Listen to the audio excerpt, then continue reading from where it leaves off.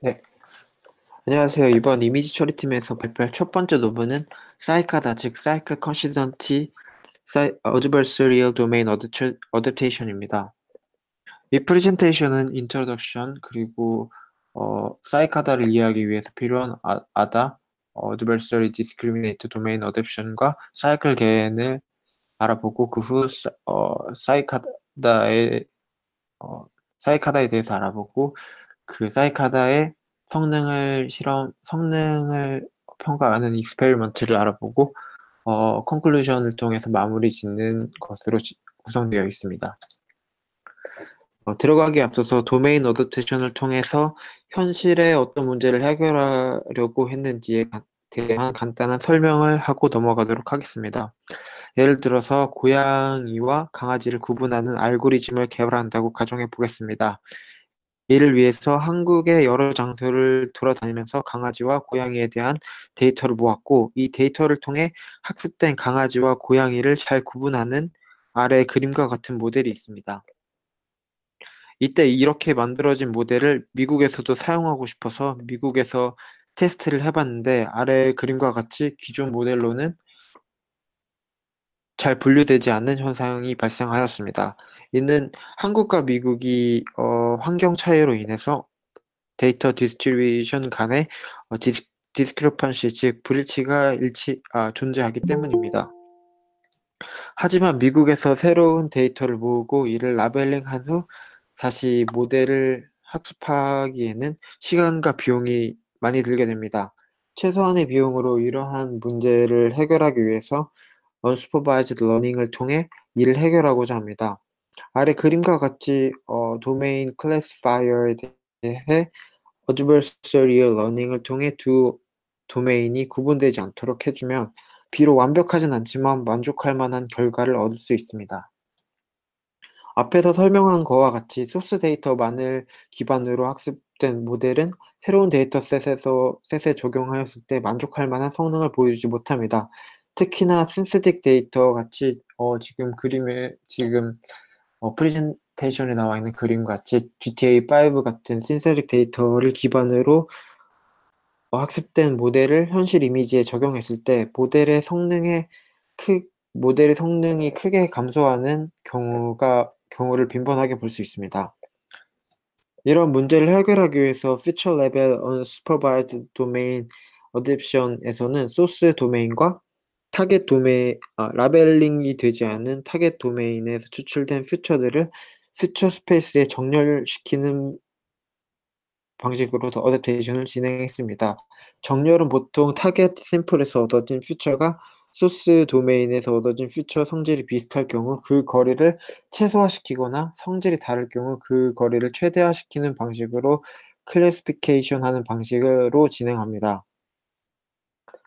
하지만 이 방법에는 명확한 한계가 두 가지 존재합니다. 퓨처 스페이스의 주변 분포에 얼라이닝 하는 것을 세그멘틱 콘시스턴트, 즉 의미의 일관성을 유지하지 못하게 됩니다. 예를 들어서 타겟 퓨처에서 자동차였던 것이 소스 퓨처에서는 자전거로 매핑되는 경우를 들 수 있습니다. 또한 퓨처 레벨의 어댑테이션에 초점을 맞추어져서 결과적으로 최종 엔드 비주얼 태스크에 큰 영향을 주는 픽셀 레벨, 즉 로우 레벨에서는 만족할 만한 결과물을 얻기가 힘듭니다. 이런 퓨처 레벨의 도메인 어댑테이션이 이 뒤에서 설명한 ADA, Adversary Discriminator Domain Adaptation인데 이 ADA는 사이카다의 연구진이 바로 이전에 만든 논문입니다. 이 연구진은 아다에서 생겨났던 한계들을 해결하기 위해서 사이카다를 만들었습니다. 다른 어댑테이션 방법인 Generative Pixel Level Domain Adaptation에서는 소스 데이터를 타겟 도메인 스타일로 변형시켜 분포 정렬을 합니다. 지금 프레젠테이션에 보시면 소스 도메인의 이미지가 타겟 도메인의 이미지 스타일로 변형된 것을 통해 이질감을 줄여주는 방법으로 진행됩니다.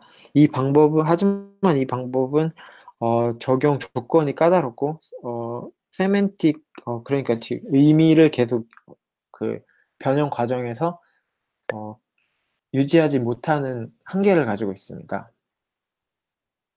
결국 사이카다는 픽셀 레벨과 퓨처 레벨 두 레벨에서 모두 적용이 가능하고 어, 사이클 간에서 사용된 픽셀 사이클 컨시스턴치와 새로 추가된 세그먼트 로스를 적용하여 로컬과 글로벌 스트럭처에서 일관성을 부여해주는 모델이라고 생각하시면 됩니다. 이거 아래 테이블 1에서 보시는 것과 같이 픽셀 로스와 다른 모델들과 달리 사이카다는 픽셀 로스와 퓨처 로스, 세그멘트 로스, 사이클 컨시스턴트를 모두 사용하는 모델이라고 생각하시면 됩니다. 혹시 여기까지 질문 있으실까요?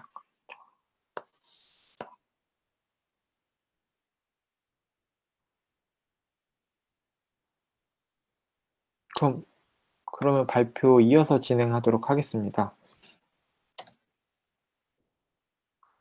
어, 사이카다를 알아보기 전에 먼저 아다와 사이클 간에 대해서 먼저 간단하게 알아보도록 하겠습니다. 아다는 처음에 그 레이블된 소스 이미지를 사용하여 소스 인코더를 소스 인코더 CNN을 사전 프리 트레이닝 시킵니다. 그 다음으로 인코딩된 소스와 타겟을 판별하는 디스크리미네이터가 안정적으로 도메인 레이블을 예측할 수 없도록 타겟 인코더 CNN을 학습하여 어드버서리얼 어댑테이션을 수행합니다.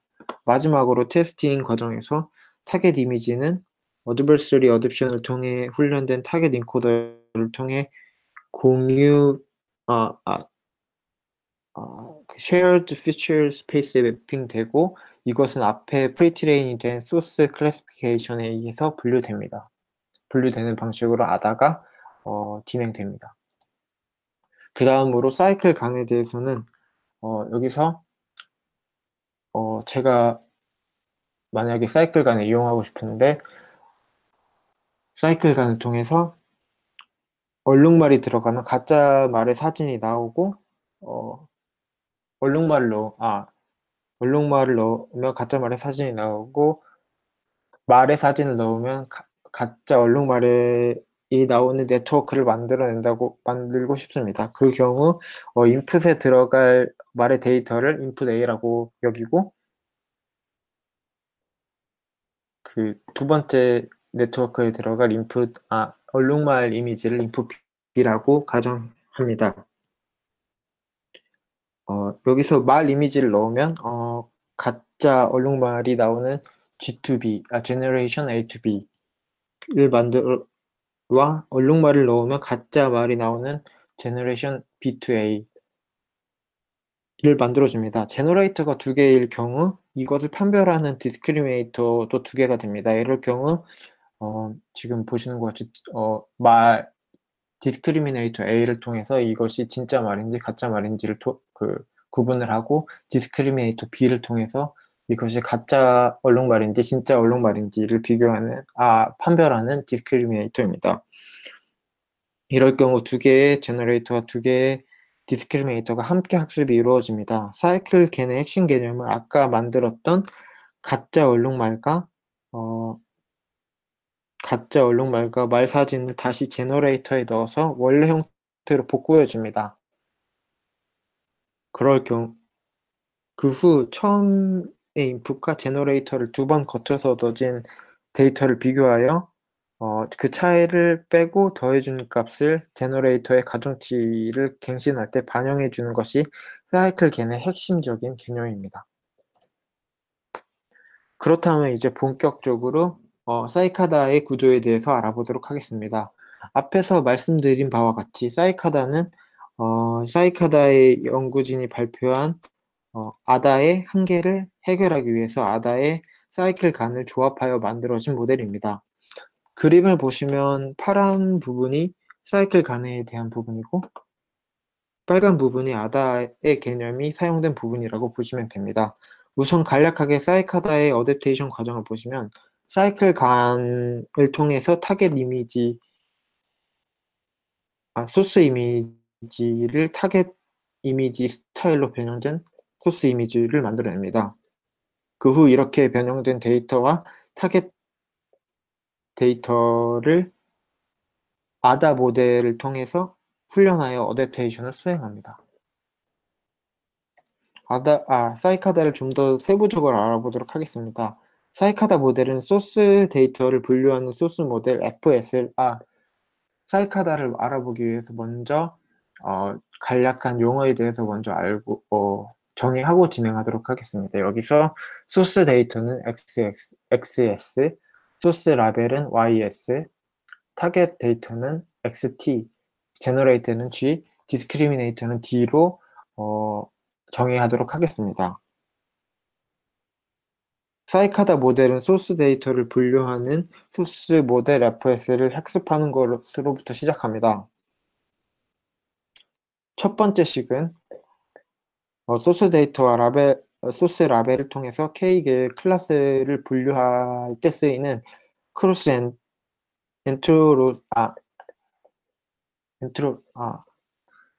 엔트로피 로스 함수를 나타낸 것입니다. 이렇게 학습된 FS는 소스 데이터에 대한 태스크에서는 좋은 퍼포먼스를 보여주지만 타겟 데이터 XT에 적용할 경우 그렇지 못합니다.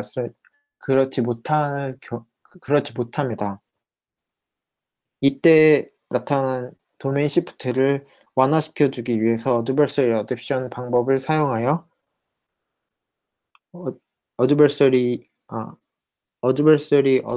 방법을 사용하여 디스크리미네이터가 도메인을 구별할 수 없도록 도메인에 걸쳐 샘플을 매핑하는 것을 배웁니다. 그것을 위해서 generator S2T, 즉 소스에서 타겟으로의 매핑을 만들고 디스크리미네이터 DT를 속이는 타겟 샘플을 생성하는 훈련을 하는 반면 DT에서는 제너레이터 S2T를 거쳐서 만들어진 소스 타겟 데이터에서 실제 타겟 데이터를 분류하는 것을 시도합니다. 이를 통해서 제너레이터 S2T는 디스크리미네이터 DT를 속일 수 있는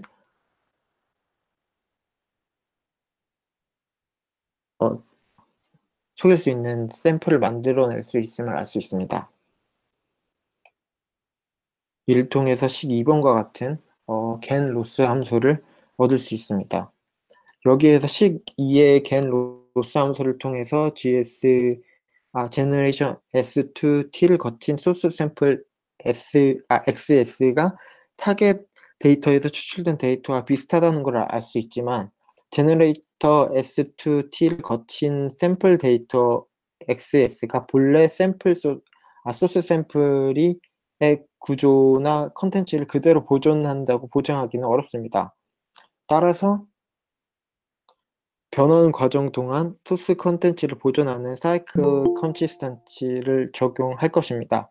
그것을 위해서 앞에서 미리 설명했던 사이클 간의 방식을 사용할 것입니다. 타겟에서 소스에 매핑을 하는 제너레이션 T2S를 추가적으로 만들고 식2에 완전 반대되는 방향으로 겐로스 함수를 만들어줍니다.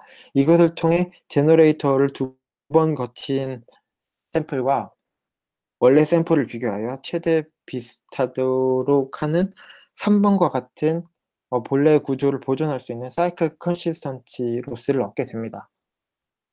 또한 4번식과 같은 경우에는 라벨링 된 소스 데이터에 접근할 수 있는 것을 이용하여 이미지 변형 과정에서도 의미의 일관성을 유지할 수 있도록 합니다. 이를 위해서 프리트레이닝 되었던 FS의 첫 번째 식에서 얻었던 FS를 클래시파이어로 사용해서 이미지를 변환하기 전과 동일한 방식으로 분류를 하여 라벨링을 해줍니다.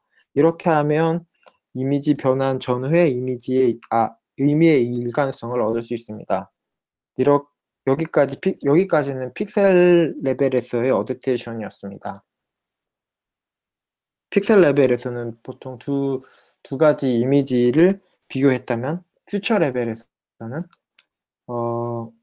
두 이미지의 퓨처나 세그멘틱을 첫 번째 식에서 얻었던 fs나 이제까지 구했던 로스 함수를 모두 합친 ft를 비교함으로써 퓨처 레벨의 어댑테이션을 진행합니다.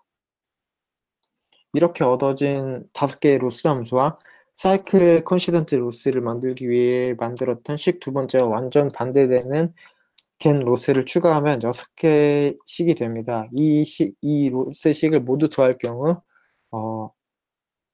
사이카다 로스 함수를 완성할 수 있습니다. 이렇게 그러면은 이것을 이렇게 해서 사이카다의 어댑테이션이 진행됩니다. 혹시 질문 있으실까요?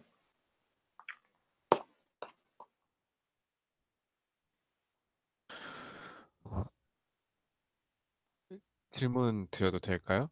네, 일단은 제가 뒷부분 식들이 다 확실히 잘 이해가 되진 않는데 네네, 그 PPT 10페이지에 아다 설명하는 데부터 네네. 어 일단 프리트레이닝 된 거는 저거는 SVHN 이미지인 것 같은데 저거를 가지고 이제 클래시파이를 하고 10페이지 네. 네 네네 잠시만요. 방금 네네.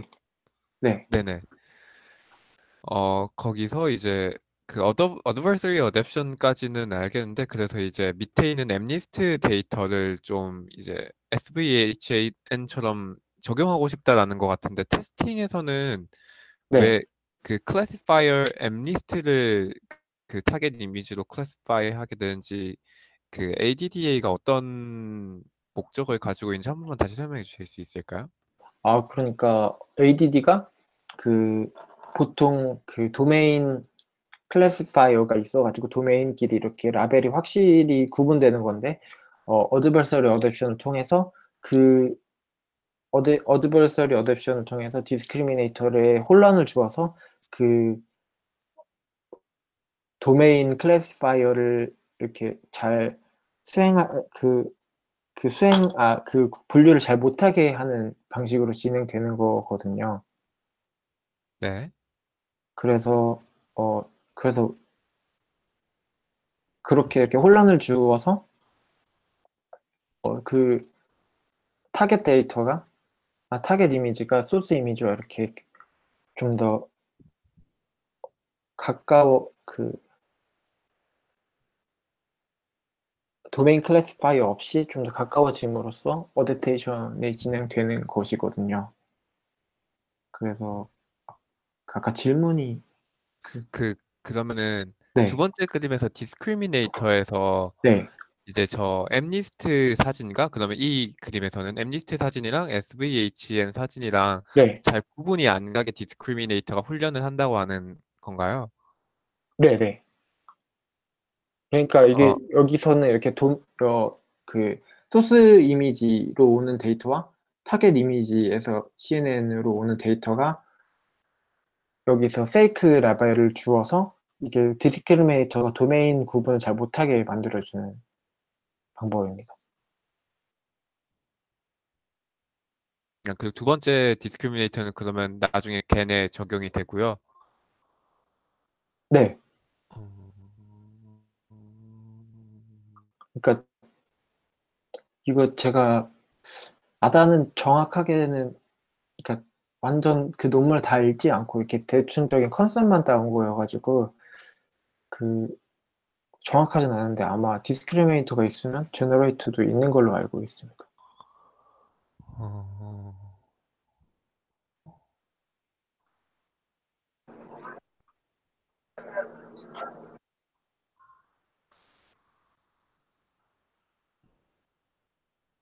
네, 일단 알겠습니다. 감사합니다. 네, 고맙습니다.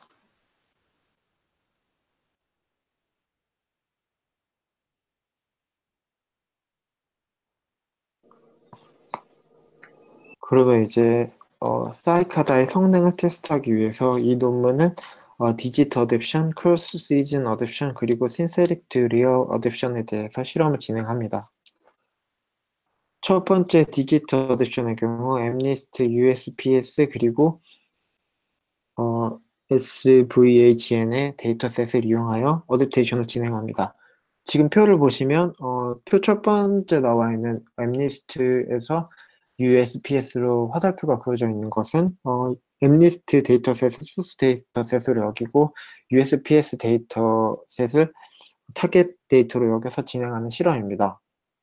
여기서 소스 원리가 뜻하는 것은 소스 데이터로 훈련된 모델을 아무런 어댑테이션 과정 없이 바로 타겟 데이터에 적용하는 경우이고 타겟 원리의 경우는 타겟 데이터에서 훈련된 모델로 타겟 데이터를 분류하는 작업을 의미합니다. 그렇기 때문에 타겟 원리는 가장 좋은 퍼포먼스를 보여주고 소스 원리는 다른 어댑테이션 모델에 비해서 좀 더 낮은 퍼포먼스를 보여줍니다. 그 외에 주요 어댑테이션 방법에 비해서 사이카다는 좀 더 좋은 퍼포먼스를 보여줌을 알 수 있습니다. 특히 앞에 두 스윙 같이 엠니스트 데이터셋에서 USPS로 어댑테이션 하는 과정이나 USPS에서 엠니스트로 어댑테이션 하는 과정 같이 쉬운 과정은 그 사이카다 픽셀 레벨에서만 사용해도 픽셀 레벨만 사용해도 충분한 좋은 결과를 얻을 수 있는데 마지막 스윙과 같이 SVHN 데이터셋에서 엠니스트 데이터셋으로의 어댑션 같이 어려운 어댑테이션의 경우에는 픽셀과 퓨처 레벨 모두 사용한 사이카다가 다른 모델에 비해서 월등히 높은 퍼포먼스를 보여줄 수 있음을 알 수 있습니다. 그리고 이 다음 실험에선 각각 세그멘틱 컨시스턴트를 제외하고 실험한 경우 하나랑 사이클 컨시스턴스를 넣지 않고 한 결과에서 알 수 있듯이 처음에 그림 A를 보시면 오리지널 SVHN 이미지가 그 의미 데이터가 없다 보니까 비슷해 보이는 구로 트랜스레이트 됩니다. 하지만 사이클 컨시스턴시 로스가 있기 때문에 다시 복구했을 때는 본래 이미지와 비슷한 이미지로 변환되는 것을 알 수 있습니다. 반면 B 같은 경우에는 사이클 로스가 제외된 상황인데 그럴 경우에 세멘틱 컨시스턴시가 있기 때문에 의미는 보존되는 것을 알 수 있습니다. 예를 들어 보시는 바와 같이 B 그림의 위에 단을 보시면 오리지널 SVHN이 트랜스퍼 엠니스트 스타일로 트랜스퍼 되었을 때 1로 그대로 트랜스퍼 되는 것을 보여줄 수 있습니다. 하지만 복구하는 과정에서 사이클 컨시스턴시가 로스 함수가 없기 때문에 본래 이미지와는 많이 다른 모습을 보여줄 수 있습니다. 그리고 그 밑에 단의 경우는 세멘틱 데이터는 포함하고 있지만 세멘틱은 의미론적으로는 포함하고 있지만 이것이 돌아가가지고 4가 6으로 보이는 경우를 보여줍니다. 그렇기 때문에 여기서 가끔 이렇게 돌아가는 경우도 있다고 이 실험은 보여줍니다. 그 다음으로 세멘틱 세그멘테이션 어댑테이션에서는 사이카다의 성능을 확인하기 위해서 세 가지 지표를 이용하였습니다. 첫 번째로 MIOU는 부모의 타겟과 예상되는 아웃풋의 합집합과 분자의 타겟과 예상되는 아웃풋의 교집합으로 구성된 분수를 클래스의 수로 나누어 얻는 값입니다. 반면 FWIOU는 똑같은 분수에 각각의 클래스에 출현하는 빈도에 따라 가중치를 다르게 부여하여 얻은 값입니다. 두 값 모두 값이 클수록 따라서 두 값 모두 값이 클수록 좋은 퍼포먼스의 세그멘테이션임을 알 수 있습니다. 또한 픽셀 어큐러시는 이미지에서 클래스가 올바르게 분류된 픽셀의 퍼센트를 환산한 값으로 이것 또한 높을수록 좋은 세그멘테이션임을 나타낼 수 있습니다. 크로스 시즌 어댑테이션의 경우 흰세릭한 도시 풍경의 이미지인 데이터셋 시니아를 사용하였고 이것은 13개의 클래스를 지닌 1852개의 가을 이미지와 7652개의 겨울 이미지의 정면 이미지를 이용하여 실험을 진행하였습니다. 가을 이미지를 소스 데이터로 겨울 이미지를 타겟 데이터로 설정하여 가을에서 겨울로 어댑테이션을 진행하였습니다.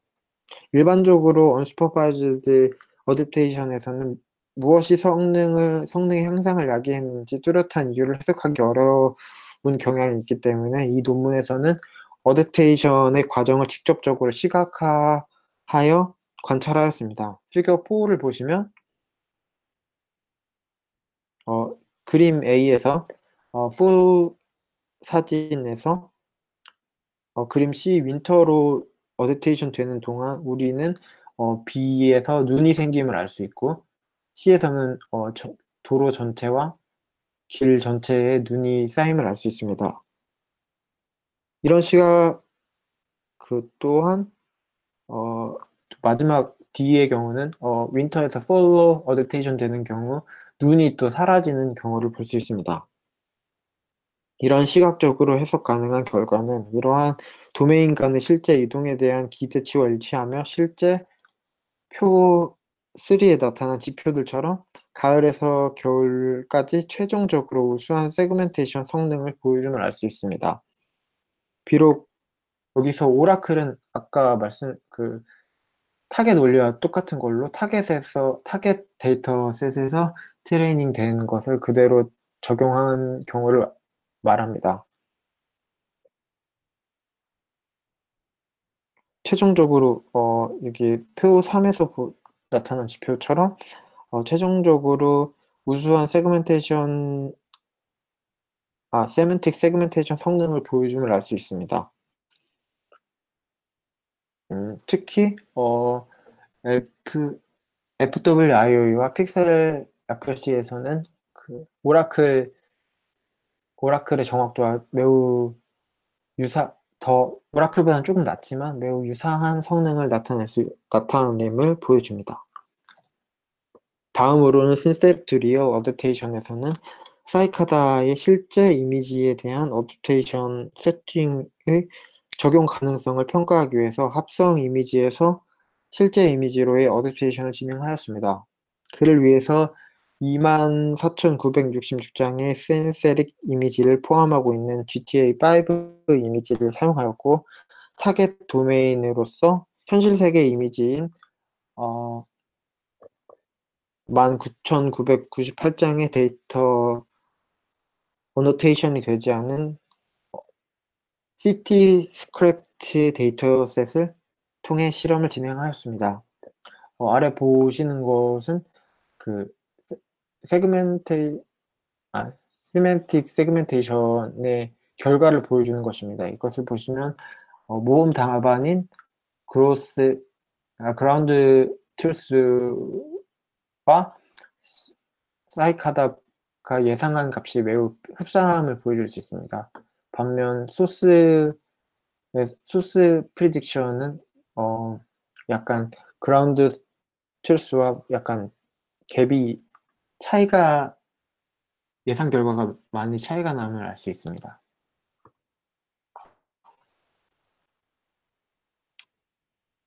또 이 표에서 보시면 19개의 클래스에서 이전 메소드인 FC인 와일드에 대해서 뛰어난 성능을 사이카다가 더 뛰어난 성능을 보여줍니다. 또한 FIO와 픽셀 어큐러시가 높은 수치를 나타내는 것을 통해 빈번하고 가장 흔한 클래스에 대해서 사이카다가 어댑션을 더 잘한다는 것을 알 수 있습니다. 또한 피겨 6에서는 이미지 to 스페이스 어댑션의 결과를 시각적으로 보여주는 것입니다. 여기서 GTA5 이미지와 시티 스크립트 이미지의 가장 큰 차이는 GTA5 이미지의 밝기가 훨씬 밝은 것을 알 수 있습니다. 그래서 어댑테이션이 진행되는 동안 이 이미지의 밝기가 어두워지는 것, 시티 A에서는 엄청 밝은 모습을 보여주지만 B와 C로 갈수록 점점 어두워지는 모습을 볼 수 있습니다. 또한 도로의 텍스처에서도 변화가 있는데 GTA5 도로에서는 많은 양의 텍스처가 있는 반면 시티 스크립트에서는 도로가 비교적 단순한 텍스처가 많이 없는 형태였습니다. 그래서 어댑테이션 동안 텍스처가 많이 제거되는 방향으로 어댑테이션이 수행되었습니다. 결론적으로 이 논문에선 사이클 컨시던시 어드버서리 모델과 어드버서리 어댑션 방법을 합친 사이카다 모델을 제시하였고, 이는 언슈퍼바이즈드 러닝의 환경에서 매우 유용하며 픽셀 레벨이나 퓨처 레벨 모두에서 적용이 가능하다는 것을 보여주었습니다. 또한 앞에서 소개한 실험 결과들을 통해서 다양한 검증에서 다른 기존 모델에 비해서 좋은 퍼포먼스를 보여줌으로써 도메인 어댑테이션에서 경쟁력이 있음을 입증하였습니다. 질문 마지막으로 받아보겠습니다.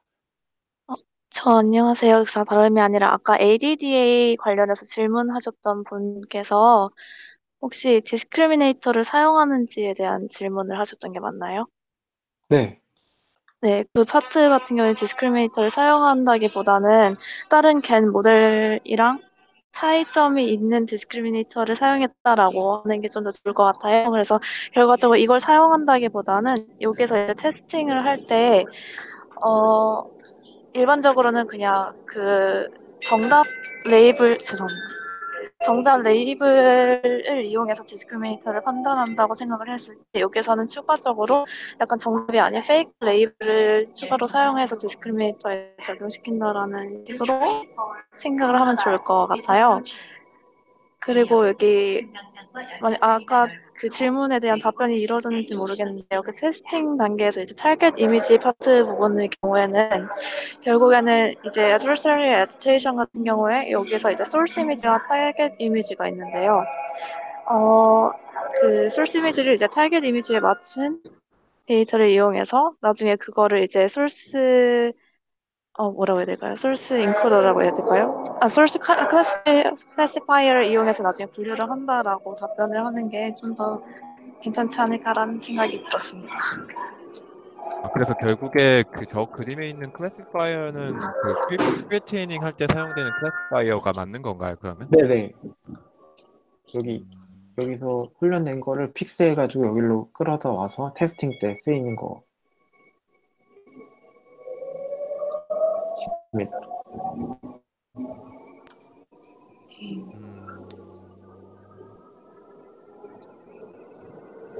네, 알겠습니다. 감사드립니다. 고맙습니다. 그럼 혹시 질문 없으시면 다음 이미지 처리 팀 두 번째 논문으로 넘어가도 될까요?